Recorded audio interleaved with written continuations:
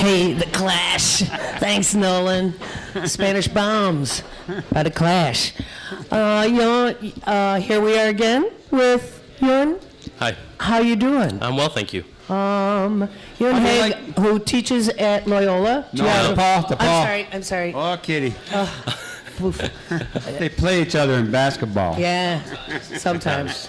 I don't think either team really plays. And you teach geography, right, Euan? I do. I teach geography and master's program in sustainable urban development. Well, let me just ask you this. I'm never quite clear. I like geography. I like the shape of hills, flora, fauna, and the whole deal.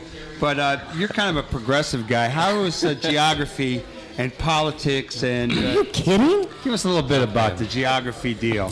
Well, he's not kidding. No, it's like me going to school here. People seem to think we pick up where you left off at third grade, with advanced state capitals and advanced rivers. And little pieces of cotton stuck to the map. Exactly. But these days we're really about thinking about how places are shaped and how, different ethnicities, races, genders, sexualities conceive of places and use places and shape places, and how that works with sort of politics and issues of legislation, issues of public and private space. You go downtown and you'll see the sidewalk texture slightly different sometimes if you're walking downtown, and sometimes the sidewalk near the building is actually the private property of the building, and the sidewalk near the curb is a public property of the street, so you can protest on one but not the other. So what we really think about is how places and spaces are shaped by people, and how different rules apply in different places, and how these things are all interconnected through the economy and class and race and gender and so forth. Okay, so you got that, Michael? I'm learning. All right, good man. I'm just Continual process. a little bit every day. I'm teaching Mondays in the Loop next quarter at 1:30 on a... And I can sit in? Yeah. Right on. Euan, you just came back from Brazil. I did. I understand. And did business bring you down there, or pleasure, or both? I was with the DePaul study abroad trip. We went to a city called Curitiba in Brazil. It's part of our new Masters in Sustainable Urban Development. And where is Curitiba? Curitiba is about 500 miles southwest of Rio de Janeiro, south of Sao Paulo. If you keep going directly west from Curitiba, you hit the famous waterfalls that are on the border with Paraguay and Argentina. So it's pretty far south. It's got a reputation, Curitiba, as being one of the most progressive cities in the world in terms, anyway, of recycling, environmental policy, public transit, and so forth. How so? The first city in South America to have a pedestrianized street back in the 1970s, and then they've got what they call a bus rapid transit system. They actually have the biggest buses in the world there, and they have whole streets that are dedicated solely to bus use. And so these buses zip around really quickly, and they have different color-coded buses for different speeds and different routes. So the blue buses are the express ones that go fastest, and then the red, and then the gray and the green and so forth. So there's this sort of network of bus transit which is far in advance of what we have here, and they set that up 40 years ago. They also have some really innovative recycling programs. We went to see what was called the Green Exchange, where the city brings a truck into a relatively poor neighborhood.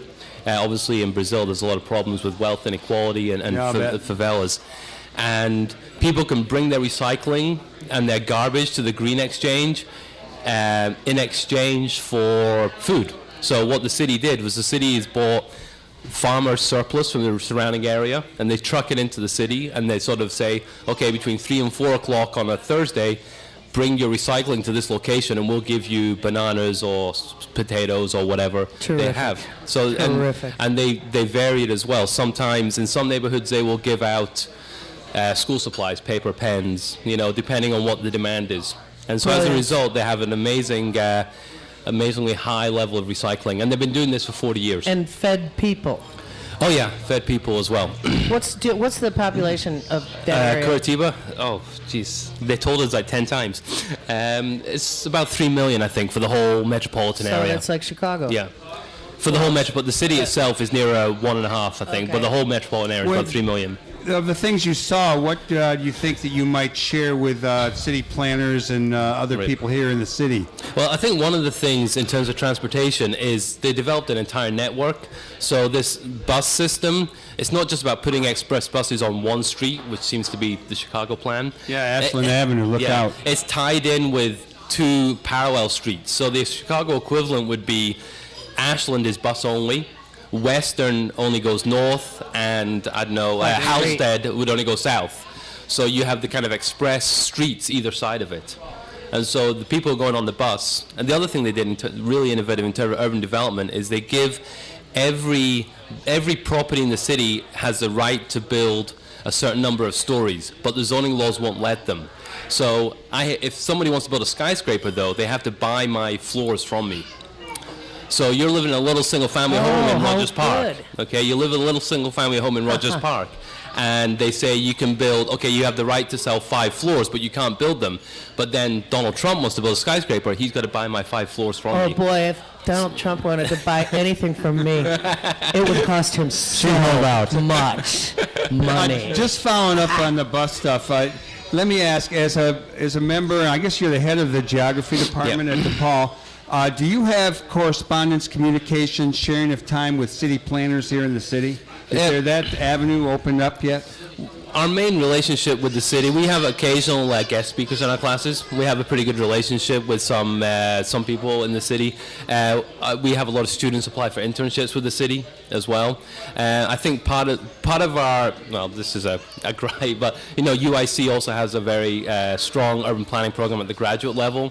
We're primarily undergraduate, and our master's in sustainable urban development is pretty new. So we're still working on these relationships, but we have students who do a lot of really excellent digital mapping, GIS. They're working a lot with, sort of technology, big data type stuff. So the students are really, they really get into this, and they're really excited to get involved. And now we have students working at places like Village of Arlington Heights, Village of Oak Lawn. The students, go out and they get positions in this sort of urban planning, digital mapping, GIS field.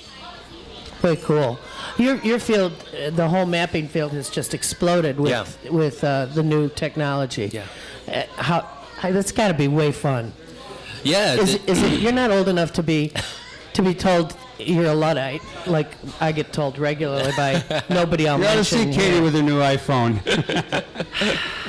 Anyway. Are you going to keep it?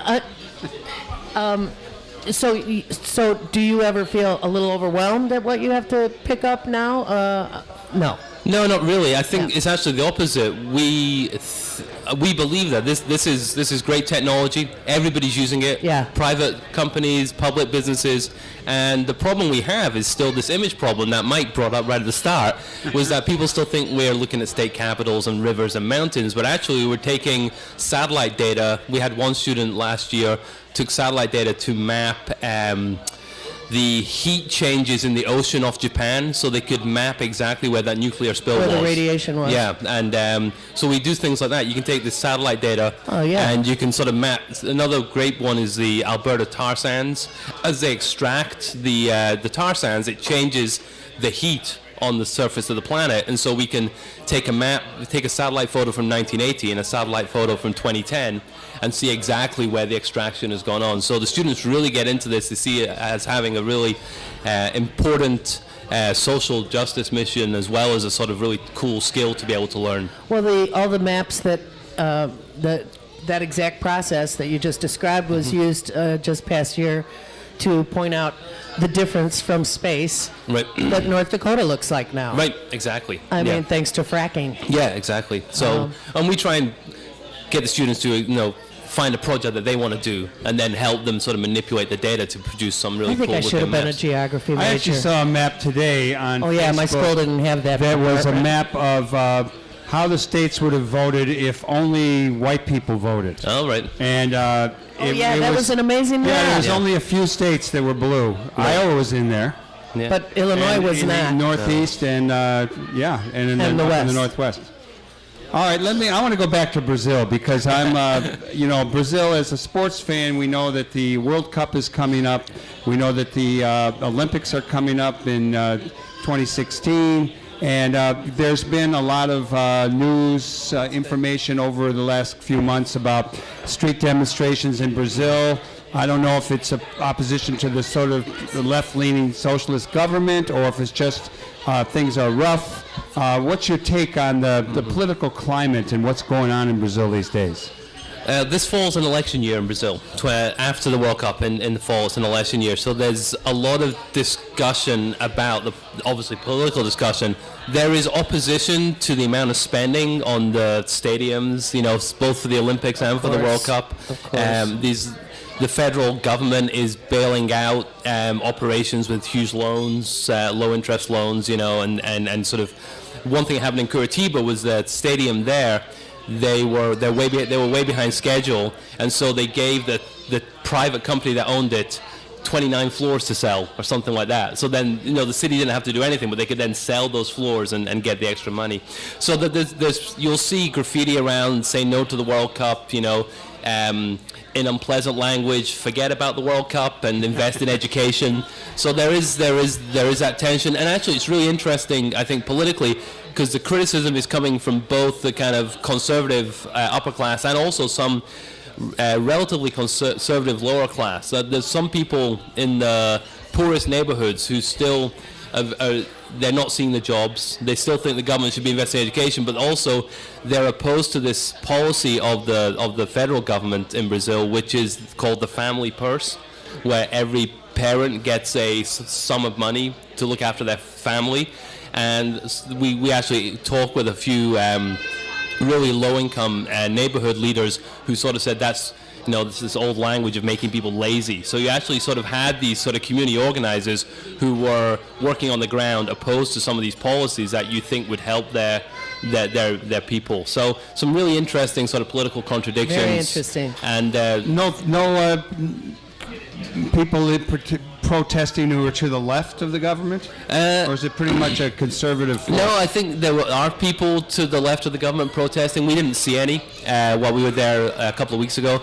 But there is this, I think there's also this disenfranchised youth. There's more movement now called the Black Bloc, and which is basically started off as a kind of a protest that the government should be investing more in education and healthcare. One of the things that the government has to do in Brazil, and this is a controversy for the Olympics and the World Cup, is Brazil has a rule that students must get a discount.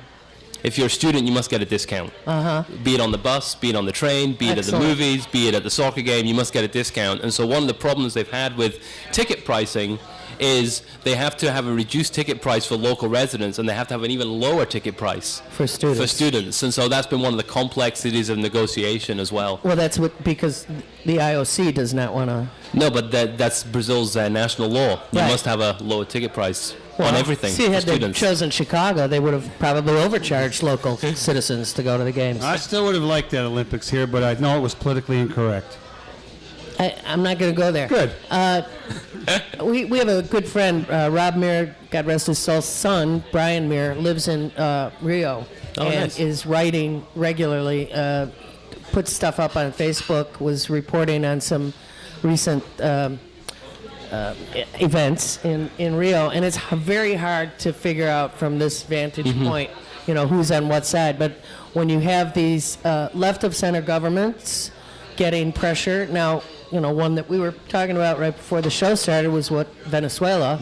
And I know from having been in South America, through a lot of South America, while people definitely pay attention to what's going on their own continent, they also have a strange ability to sort of put blinders on as well. Is that still the case?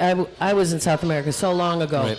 Well, I mean, each country has its own version of Spanish, for example. In Brazil, of course, is Portuguese. Yeah. So are people talking at all about their neighbors, I guess, is what... Well, while we were there, obviously, we're mainly focused on studying the local issues, and and obviously with the debate about the soccer and the amount of money being sunk into the stadium, it was very much sort of locally focused, Sure. I think the political pressure is coming from across the political spectrum, you know, and that was really surprising to me. I was expecting the poor neighborhoods and the poor people to be strongly in favor of the government in Brazil, but you know they were questioning some of its decisions, particularly because I think this kind of out of sight, out of mind happens really locally. Yes. I mean, we went to a major favela, a large favela called Paroline. Our translator Viviane took us down there, and we met the local community leaders. It was only 2 miles away from where they're sinking all this money into the World Cup stadium, and yet they're having illegal hookups to the power cables. You know, they had to get asphalt from somewhere to pave the roads. You know, it's unsanitary and so forth. And then right next to it is one of these high-tech modern recycling centers where a lot of the people from that neighborhood work as well. So there's this sort of contradictions within a very small area. Amazing. I wanted to ask about fuel. I understand that there was a lot of use of sugar cane and other things, but also there's been some really progressive moves within international automakers there. What's the story with you've talked about buses, but with cars and with fuel and even union movements? Well, they've used ethanol-based fuel for 40-something years. They're pushing towards more hybrid vehicles as well. A lot of the buses use 100% biodiesel. So I mean that is a significant part of the city of Curitiba. But there's a lot of car companies down there. One of the pressure points in Curitiba right now is the highest value land is along these fast transit routes, but the richer people are buying SUVs. So even though they're on those rich people, as they're living in these sort of high-end condos, because there's so many mountains. So that they have to dig in and get up. Hey, they got muddy roads down there, I'm sure. So you've got a situation where I think in Curitiba 46% use the bus and 44% drive. Well, 20 years ago it was like 70% use the bus. So as the populations get wealthier, people are driving more. So that's one of the issues in the city. And the other thing that's happened in Brazil, of course, we went to a Renault plant. So Renault and Volvo and a lot of these big car companies are moving in because they see this as an expanding market. So Renault had this system where they donated money to the local neighborhood organization, and they donated buildings to the local neighborhood organization, which would then, they did a lot of work with local women, single mothers primarily, they built a bakery, and one thing Renault did was they gave all their old billboard posters to this women's organization, who then turned them into aprons, bibs, bags, that kind of thing. So there's some of these car companies, obviously they see the profits in moving into these places, but also, for want of a better phrase, they do have some awareness of sort of social responsibility. What happened with Renault is all these people came to get jobs, and they set up a shanty town, a favela there, but they didn't get the jobs, and then they were just there. So what was Renault's responsibility? So they're funding this sort of women's local community organization. Wow.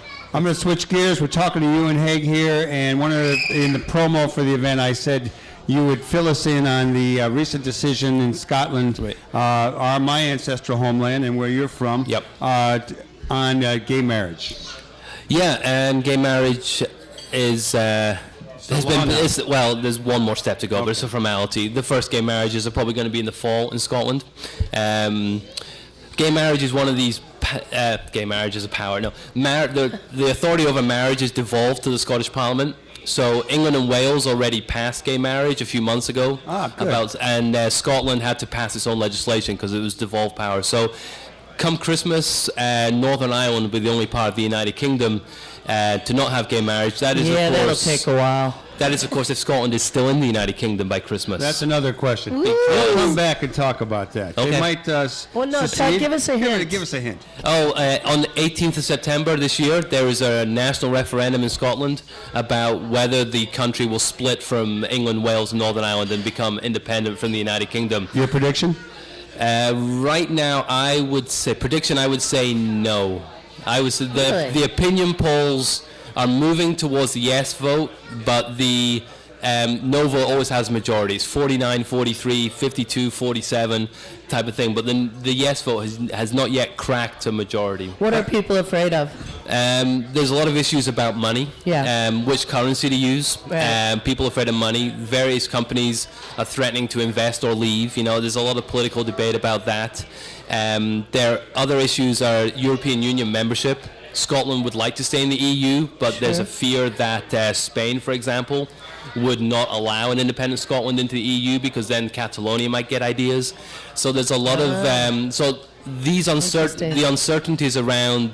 And then, but the counter argument is that Scotland is already in the EU as part of the United Kingdom, right? And people are already bound by EU legislation. So why would you kick them out for becoming independent? So, and the currency issue, you know, they were going to go into the euro. They're now talking about using sterling, which is the pound, you know, but that policy is controlled from the Bank of England. Right. But Scotland says, hey, you know, it's as much our currency as it is England's. And so I think this uncertainty about currency and the uncertainty about political status means that a lot of people are a little nervous about whether to vote yes. And of course, the last thing, before you get a word in edgeways, the last thing is that one more question. The yes campaign is so associated with the Scottish National Party that even if you're pro-independence, you can feel justified voting against it if you don't like the Scottish National Party. The Scottish National Party has not been able to politically put enough distance between itself and the Yes campaign. So you can be a Labour voter, which is sort of leftist, you know, as the Scottish National Party are also leftist, and the Scottish Socialist Party. But you could be a Scottish Socialist Party supporter and be in favour of independence, but still be voting no, because you see it as a Scottish National Party referendum. I got one last question, and it's on a different subject, and that would be, last time you were on the show, we talked about the Neo-Confederate movement. Just a little, fill us in. Is it growing? Is it... First, Michael, you have to tell what that is. Well, he'll tell us what it is. Neo-Confederate movement has existed in the United States probably for the best part of 30 years. Well, some people say it never go away. But what we see in the last 30 years is increased organization through the internet by organizations like the League of the South and Sons of Confederate Veterans are heavily involved, playing a more political role rather than just looking after Confederate graveyards and so forth. So we see now campaigns. They have a campaign, and I'll use their language, to stop Southern demographic displacement, which is basically an anti-immigrant campaign.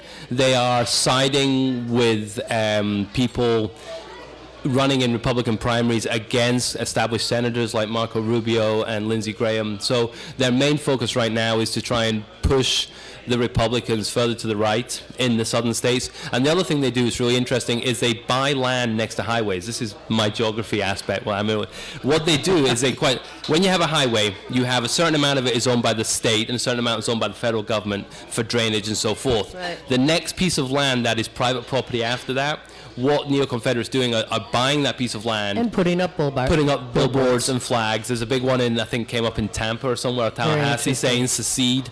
And other nasty things. And other things. Yeah, they actually bought land on the highway between Portland and Seattle to set up a Confederate memorial park just outside of, in Washington State. So one of the things they're doing is once they buy this land right next to the highway, is they're putting up giant Confederate flags and billboards and so forth to try and promote their message. So, it's still a relatively minor movement, but it's getting increasingly politically savvy.